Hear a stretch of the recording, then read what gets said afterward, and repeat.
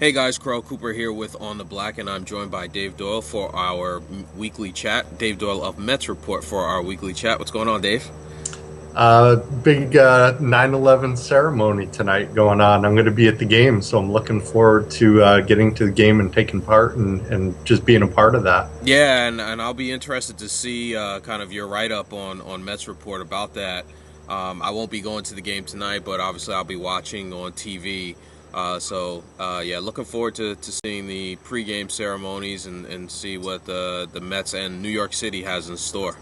Yeah, me too. I'm Yeah. I'm really looking forward to being there. Yeah. Now I was there yesterday, and I was pleasantly surprised that they had the what is it called, the bark in the park, too. Yes. And I know you have a dog, so but you weren't there yesterday, right? Right, yeah. Since I'm going to the game tonight, I decided not to go to the Bark in the Park, which is the second Bark in the Park they've done this season. Plus, I'm not sure how my German Shepherd would do there.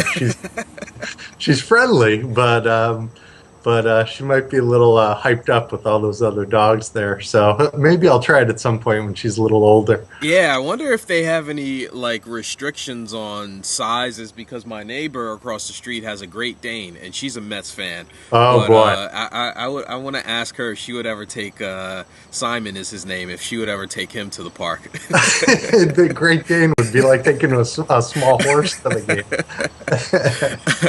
So yesterday, I had a good time at the game yesterday. It was a nice day for the game. The Mets battled back, but in the end, Parnell blew the save.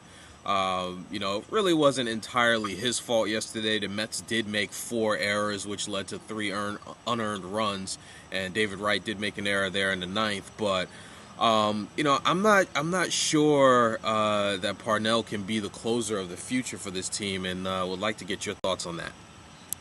I would agree that I'm not sure that he is either, but I haven't totally given up on him yet as well. And my opinion on him is that he's still a thrower more than a pitcher Hmm. at this point. So I think that I certainly wouldn't put him in as a closer now or even on opening day next season. I think he needs to earn that and by starting out with some more middle to late inning work and showing that he can do that and handle it, and maybe even bring him into some situations with guys on base that he needs to get out of instead of starting out in a inning, whether it's the ninth inning or something like that, and just show that he can come into pressure situations and get out of it. And that's something I'd like to see, and I do think he has the potential to develop, but he's certainly not there today. Yeah, and I guess that's part of my frustration with Parnell is that he's been in the organization for a few years now. A couple years ago, the Mets late in the season tried to see if he could be a starter. That didn't work out. They're trying to see if he can be a closer now, and the jury is still out on that. And I guess he does have a lot of talent. He does throw the ball very hard, but like you said, he's a thrower, not a pitcher. And I guess he just doesn't have a role yet with this team, and I guess that's the frustrating part, at least for me. And I agree with that too. And there's no way I look at him as a starting pitcher. I mean, he doesn't have the secondary pitches to do that. He can barely get through one time through the order, much less going three, four times through the order.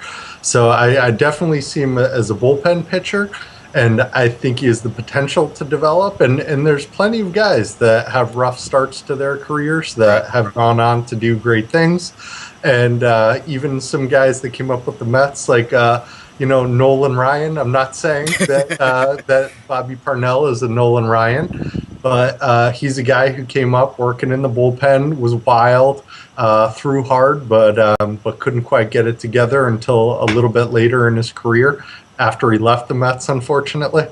But I think Parnell's a guy who has potential that, given enough time and tutelage, could probably come around. Okay, cool. So two questions before we close out. The first one, so do you think that the Mets should go out and look for a closer in the free agent market this offseason, or try to trade and bring someone in? I think they have to. At this point, other than Parnell, there's nobody on this team that you could say looks like a closer.